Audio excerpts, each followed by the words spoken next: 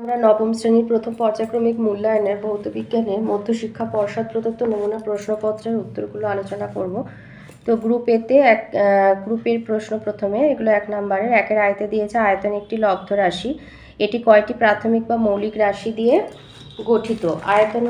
আয়তনের সূত্র হলো দৈর্ঘ্য গুণ প্রস্থ গুণ উচ্চতা, তার মানে 3টি রাশি দিয়ে এটা গঠিত।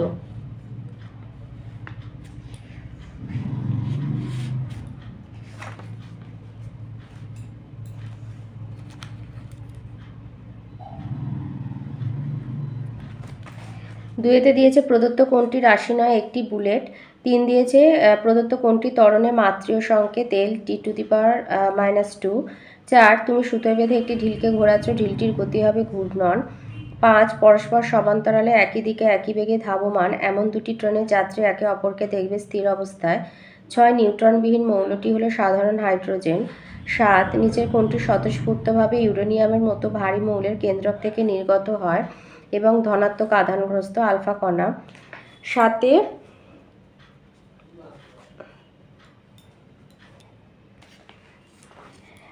এই দুটি পরমাণুর মধ্যে সম্পর্ক হচ্ছে এরা পরস্পরের আইসোটোপ। এবার গ্রুপ বিতে আসি। গ্রুপ বিগুলো 1 নম্বরে। 2-এর আয়তে আছে শূন্যস্থান পূরণ করো। আলোকবর্ষ একক ব্যবহার করে দূরত্বকে প্রকাশ করা হয়। বহু দূরের নক্ষত্রদের মধ্যে দূরত্বকে প্রকাশ করা হয়, অথবা একটি মাত্রাহীন রাশির উদাহরণ আপেক্ষিক গুরুত্ব। 2-এতে দিয়েছে ভি আয়তন বিশিষ্ট একটি নিরেট বলের উপাদান ঘনত্ব ডি হলে তার ভর কত?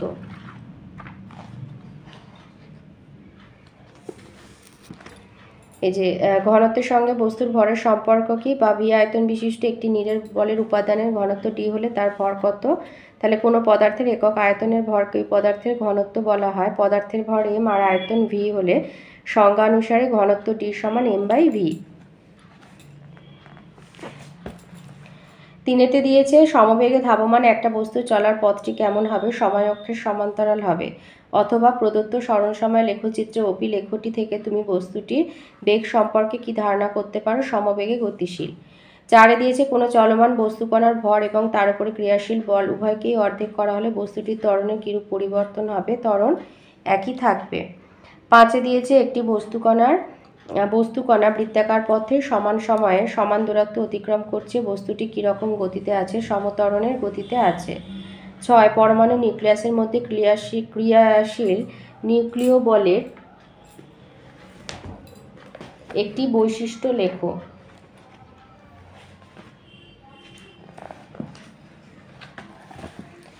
নিউক্লিয় বলের বৈশিষ্ট্য হচ্ছে এই বল শুধুই আকর্ষণ বল, এই ধরনের বলে কোনো বিকর্ষণ বল নেই। 7-এ আছে সত্য বা মিথ্যা বিচার করো। আইসোবারদের ভর সংখ্যা সমান হলেও ভর সমান নয়, মিথ্যা। অথবা আরেক সত্য মিথ্যা আছে, পারমাণবিক হাইড্রোজেনের বর্ণালী বিচ্ছিন্ন প্রকৃতির, ওটা অবিচ্ছিন্ন হবে, তাই মিথ্যা। গ্রুপ সিতে আছে 3-এর আয়তে দিয়েছে 50 গ্রাম ভরের একটা নিরেট ধাতব বলকে মাপনী চোঙে থাকা 200 সিসি জলে পুরোপুরি ডুবিয়ে দিলে জলতলের পাট পাওয়া যায় 250 সিসি। ওই বলটির উপাদানের ঘনত্ব কত? আচ্ছা, লিখবে জল ও বলের আয়তন হচ্ছে 250 সিসি, কারণ 200 সিসি জলে পুরো ডোবানোর ফলে মানে জলতল হয়েছিল 250 সিসি। তাহলে এখানে বলের আয়তন শুধু জলের আয়তন থেকে বাদ দেবে, মানে এই দুটো আয়তন থেকে জলের আয়তন 200 সিসি বাদ দিলে হচ্ছে, তাহলে বলের আয়তন 50 সিসি, এটাই হচ্ছে ভি।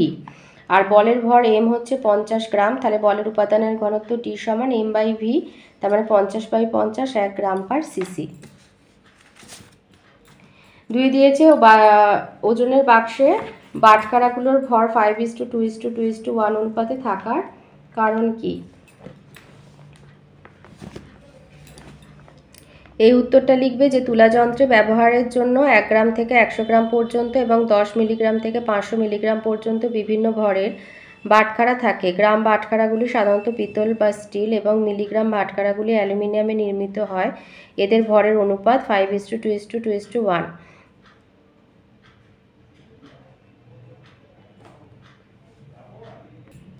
আচ্ছা, এটা লিখবে যে এই অনুপাতে থাকার কারণ হচ্ছে সবচেয়ে কম সংখ্যক বাটখারা ব্যবহার করে 1 গ্রাম থেকে 210 গ্রাম আর 10 মিলিগ্রাম থেকে 990 মিলিগ্রাম পর্যন্ত যে কোনো মানের ভর বাক্সের প্রমাণ বাটখারাগুলি ব্যবহার করে পরিমাপ করা যায়। অর্থাৎ এই বাটখারাগুলির সাহায্যে 10 মিলিগ্রাম থেকে 211.1 গ্রামের মধ্যে থাকা যে কোনো বস্তুর ভর সাধারণ তুলাযন্ত্রের সাহায্যে পরিমাপ করা যায়।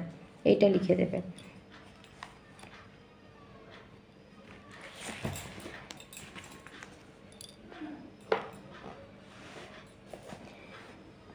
অথবাতে আছে কিভাবে তুমি সাধারণ স্কেল ব্যবহার করে ক্ষেত্রটির পরিসীমা নির্ণয় করবে।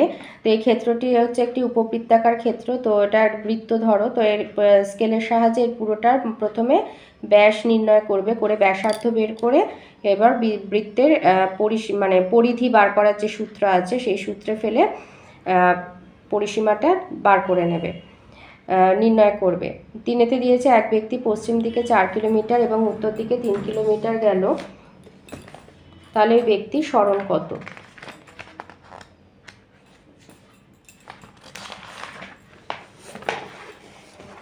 তো এই অঙ্কটার অনুরূপ অঙ্ক আমরা করব। তোমার বলেছে পশ্চিম দিকে, তাহলে এই তোমার উত্তর, ওইটা উত্তর, এটা দক্ষিণ, এটা পূর্ব, এটা পশ্চিম। তাহলে হচ্ছে পশ্চিম দিকে, এখান থেকে পশ্চিম দিকে 4 কিলোমিটার গিয়ে আবার উত্তর দিকে 6 কিলোমিটার গেল, এটা 4, এটা 6, তাহলে স্মরণ হচ্ছে এইটা এসি। তাহলে এ বি সি, তাহলে এসি স্কোয়ার সমান হচ্ছে, এসি স্কোয়ার সমান হবে, তাহলে এসি সমান হবে রুট 4 স্কোয়ার প্লাস 6 স্কোয়ার, তার মানে হচ্ছে 16 যোগ 36,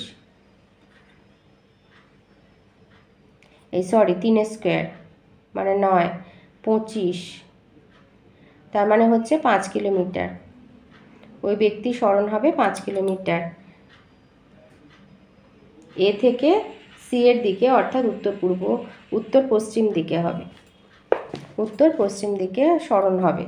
অথবাতে আছে ডাইন এবং নিউটনের মধ্যে সম্পর্ক প্রতিষ্ঠা করো।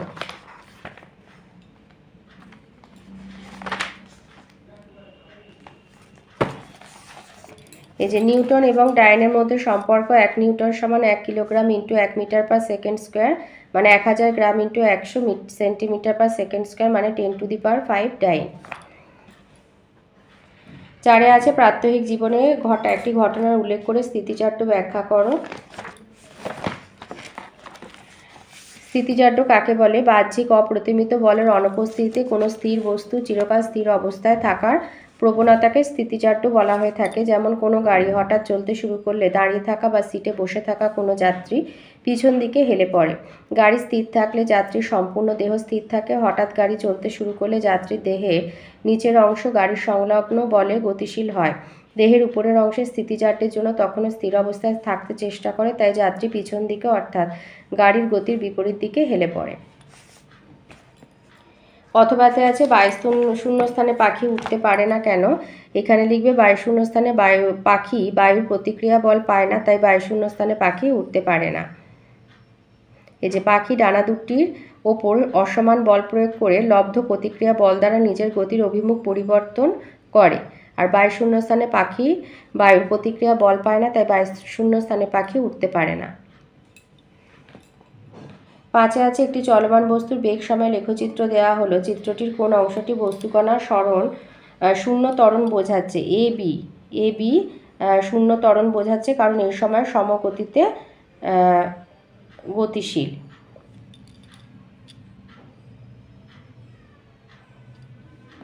6-তে দিয়েছে রাদারফোর্ড কিভাবে উপলব্ধি করেন যে পরমাণুর অধিকাংশ স্থানই ফাঁকা? এই যে পরীক্ষা বিজ্ঞানী রাদারফোর্ড একটি বায়ুশূন্য আবদ্ধ নলে খুব পাতলা প্রায় 0.0004 মিলিমিটার পুরু সোনার পাত নিয়ে তার উপর তেজস্ক্রিয় মৌল বিসমাথ থেকে উৎপন্ন তীব্র গতিসম্পন্ন আলফা কণা দ্বারা আঘাত করেন। সোনার পাতের পেছন দিকে একটি জিঙ্ক সালফাইডের পর্দা রাখেন। ওই পর্দার উপর আলফা কণা আঘাত করলে আলো ঝলক দেখা যায়। যেহেতু বেশিরভাগ আলফা কণা পরমাণু ভেদ করে চলে যায়, তাই বলা যায় পরমাণুর বেশিরভাগ স্থানই ফাঁকা। 7-এ দিয়েছে এক কক্ষ থেকে কক্ষান্তরে ইলেকট্রনের গমনের ফলে শক্তি শোষণ বা বিকিরণ কিভাবে ব্যাখ্যা করা যায়?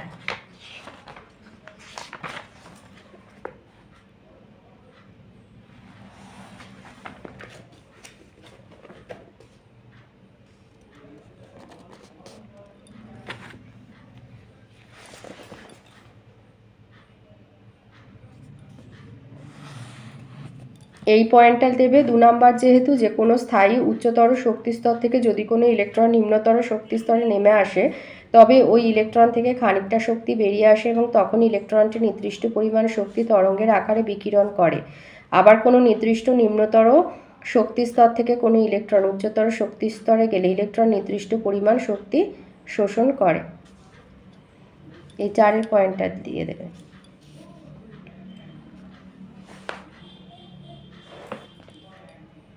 অথবাতে আছে একটা নিস্তড়িত পরমাণুর কক্ষে কে কক্ষে 2টি, এল কক্ষে 8টি, এম কক্ষে 3টি ইলেকট্রন আছে, তাহলে মোট ইলেকট্রন হচ্ছে 13টি। তাহলে পরমাণু ক্রমাঙ্কও 13 হবে, যেহেতু ইলেকট্রন আর প্রোটন সংখ্যা সমান হয়। প্রোটন মানে পরমাণু ক্রমাঙ্ক, পরমাণু ক্রমাঙ্ক সংখ্যা সমান হয়। এবার মৌলটির পরমাণু থেকে 3টি ইলেকট্রন সরিয়ে নিলে কি ঘটবে?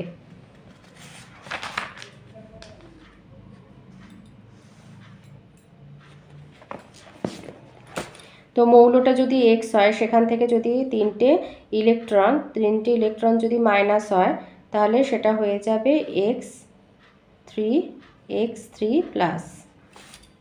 তাহলে এইগুলো যোগ করলে হচ্ছে মোট ইলেকট্রন পাচ্ছি, যেটা হচ্ছে 13টা। তাই জন্য তার পরমাণু ক্রমাঙ্ক হলো 13, যেহেতু ইলেকট্রন আর প্রোটন সমান হয়।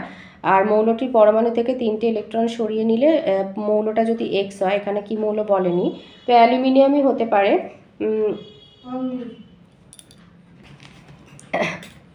তাহলে x3 প্লাস হবে। 8 দিয়েছে একটি মৌলের পরমাণুতে ইলেকট্রন আর প্রোটনের মোট সংখ্যা 22। ইলেকট্রন যা থাকে প্রোটন তাই থাকে। পরমাণুটির ভর সংখ্যা 23 হলে পরমাণুটির নিউট্রন সংখ্যা 23 - 22 = 1।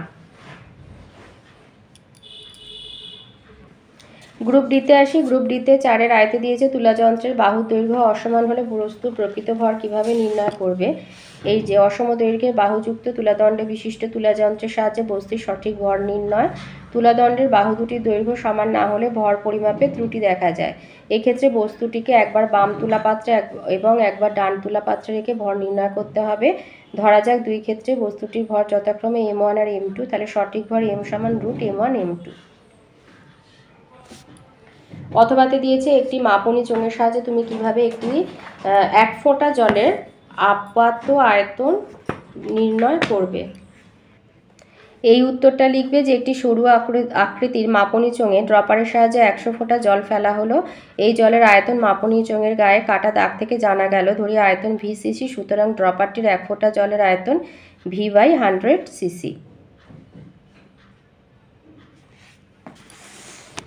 2-তে দিয়েছে একটা বলেছে সময় বেগ লেখচিত্র অঙ্কন করতে হবে।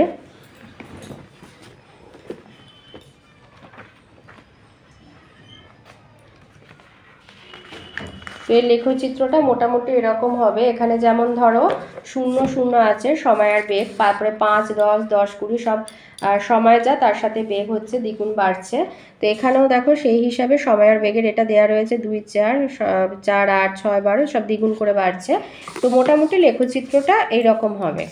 তো এটা একটা আমি দেখিয়ে দিচ্ছি। মোটামুটি লেখচিত্রটা এইভাবে করে নেবে। লেখচিত্রটি থেকে বস্তুর গতির কি ধারণা পাবে? বস্তুর গতির ধারণা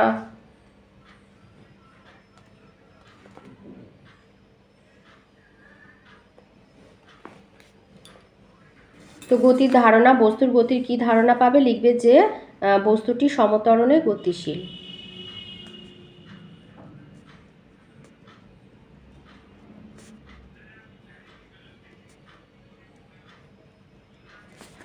অথবাতে আছে একটা খেলনা গাড়ি 20 সেন্টিমিটার/সেকেন্ড বেগে চলছিল, আর 1 মিনিট যাওয়ার পর গাড়িটার বেগ হয়েছে 50 সেন্টিমিটার/সেকেন্ড। তাহলে তার ত্বরণ কত?